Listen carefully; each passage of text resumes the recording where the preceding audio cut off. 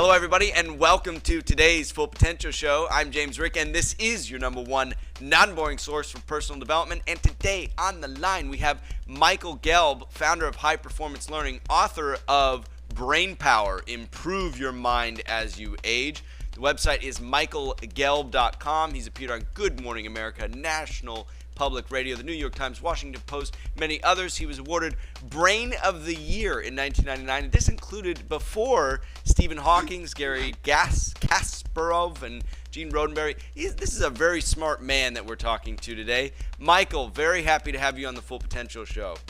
My pleasure. It's especially nice to be on a non-boring personal development show. We hear that stimulates the brain a little bit. So very boy, important. now your brain on being stimulated. That's kind of man. I'm glad that we're actually not doing this in person because that could be explosive. All right, let's dive in and let's talk about this Brain Power book of yours. What can we do to improve our mind as we age? And actually, before you answer that, let's back up. And what inspired you to write this book? I mean, where did you begin with this? Well, I've been teaching people the principles for improving the mind as we get older for over 30 years. But since I've been doing it for 30 years, now it's serious, isn't it? Yeah. When I started out, I was leading seminars. I was in my late 20s, and most of the people I was teaching were twice my age.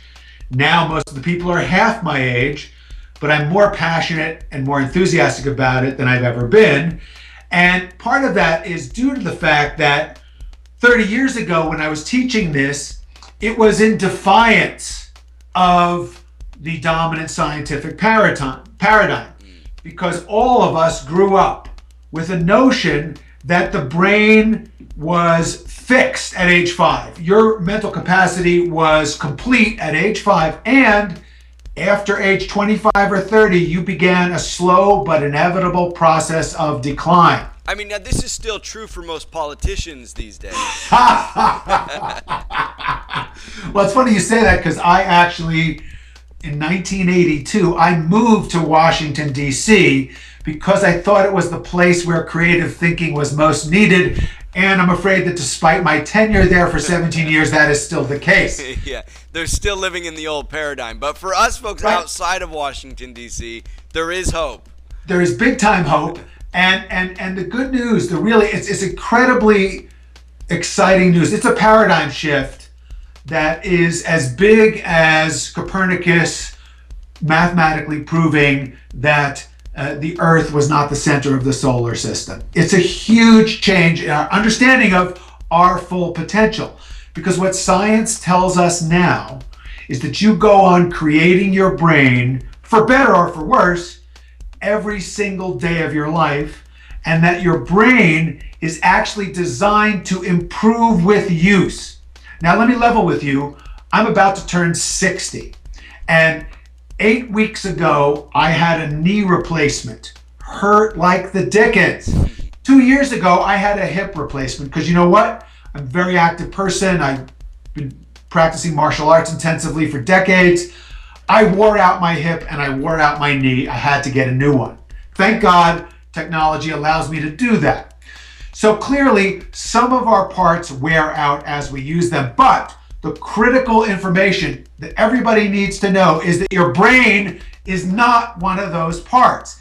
It is designed to improve as you use it. So the only real question then becomes, what's the best way to use it? That's why I wrote Brain Power. That is such a great and an important point. We go from the old paradigm of you've got a brain, and I remember this growing up as a kid. I was thinking, oh my God, like when I'd be around gas stations and stuff, I'd be like, I'm losing brain cells, and they're never coming back. I would be like, oh my gosh. But what you're saying is the brain is a constantly regenerating biological machine, and it gets better and better as we use it more and more, and it is never finished. It is always in a mode of regeneration. Exactly right. Regeneration is a critical word. And what science has also demonstrated to us, it used to be, you were worried that you lost brain cells at the gas station pumping gas, or people go to the bar and they hoist their third beer and they say, well, here goes another 10,000 brain cells. But the good news is you've got a minimum of 100 billion brain cells. Even if you lost 1,000 a day every day for the rest of your life, it would still be less than 1% of your total. You just have to make sure it's not the 1% you're actually using. All right, so here we are. We've got this regenerative brain, and the important point, and you brought it out, is if the brain is constantly regenerating and it gets better the more you use it, what is the best way to use the brain so that it's increasing as we grow older? And Correct. This is in your book, Brain Power. We've only got a few minutes, so I want to get some of the key ideas, and we'll we've probably got about 3 or 4 minutes from now. What are some of the key ideas for using the brain and man, just getting better as time goes on? Well, what I aim to do in this book was to consolidate the research-validated, really practical things you can do to improve your mind. And it begins with attitude. Attitude makes a huge difference in both your longevity and the acuity of your mind as you get older. One study, Dr. Becca Levy, found that people with a negative attitude about aging, she compared them with people with positive attitude, and this was done over the course of many decades. She found that the positive attitude group outlived the negative attitude group by more than 7 years. So just by understanding that your brain's designed to improve with use and embracing an optimistic attitude, you're off to the right start. And that's not because they were suicidal or anything. That's because their body lasted. Exactly. I talked to a neuroscientist. I said, "Can you explain why people with a positive attitude live longer?" She said, "Yeah, it sounds mystical, but it's really very practical. When you have a positive attitude, we can measure the fact that your immune system is stronger." So, and that's the point I want to bring out. This is scientifically measurable. Attitude sounds like such a soft thing. Oh, those positive mental attitude people. But you're saying that this is scientifically backed. Your immune system is improved. Your biological function is at a higher level when you are in greater spirits. Yes, and science is also validating the teachings of many of the world's great spiritual traditions that gratitude and forgiveness are highly adaptive attitudes that go hand in hand with optimism. So that's the whole first chapter is all about how to cultivate these attitudes, how to transform your pessimism into an embrace of the delight of every new decade of your life. That's great. Yeah, and so, I mean, this is all in the book. We obviously don't have time to talk about how to dive into that more. So let's talk about maybe some other major points, and then if people are interested, we'll tell them how to get the book. I'll take you right through. So the next one is learn something new every day. Research validated, you're strengthening, improving your brain, and you are measurably preventing dementia by learning something new. You need about 15 minutes a day of learning something new. And in the book, I guide you how to learn things, how to embrace new learning, and what are the most adaptive things for you to learn to literally strengthen your brain every year of your life. So really, this is a routine thing every day. Learn something new, and you talk about where the best places to learn, aside from the Full Potential Show, because I don't think it made it in your book. You wrote it a little while back, but well, that was just an assumption. Yeah. That, of course, that would be one of the things people would tune into on a regular basis. Of course, that was an obvious one. Yeah, we don't even need to mention that. It's like brushing your teeth. All right. So what is the final one, and then I want to leave people with, what do you really hope that people will take away and do after they leave this interview? So maybe one final tip, and then the thing that you really are encouraging people to do that you're passionate about. Sure. A lot of what passes for memory loss and senility as people get older is the depletion of oxygen to the brain. Your brain is 2% of your body's weight. It uses 20% of the body's oxygen.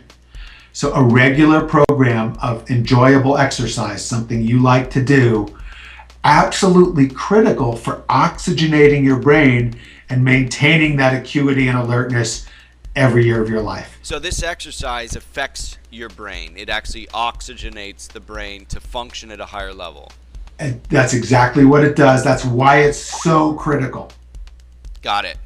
And so it's not just the body, it's for the brain as well. And there's research that backs this as well, that in using your muscles and exercising, you actually strengthen the brain in addition to the oxygen getting to the brain, right? Because the brain controls the muscles, and it actually strengthens those part of the brain. Dr. Right? And Walter everything works together. Dr. Walter Bortz is a physician. He's 80 years old. He's run 40 marathons. He wrote Living Longer for Dummies. And Bortz, I interviewed him. He says, regular exercise is a 30-year age offset. So that counts a lot when you get to be 80. He's the vitality of somebody 50. I just don't know if we want dummies to live longer. There's an irony there. But no, it's good to know how to do that. All right, so last point. This is what you're super passionate about, what you want people to leave with, and then we'll tell them how to get the book. What I'm super passionate about is people integrating this new paradigm into their life. There's so much nonsense in the media, so many negative images of aging. Oh, I've fallen and I can't get up. Dave Barry says that the average image of aging in advertising is about as attractive as death by maggot. So when you think of aging as vibrant, alive, depth of wisdom, richness of life, and getting smarter and better and happier every year of your life, and what greater gift can a human being have than the secret of healthy, happy aging? That's what Brain Power, Improve Your Mind as You Age is all about. I love it.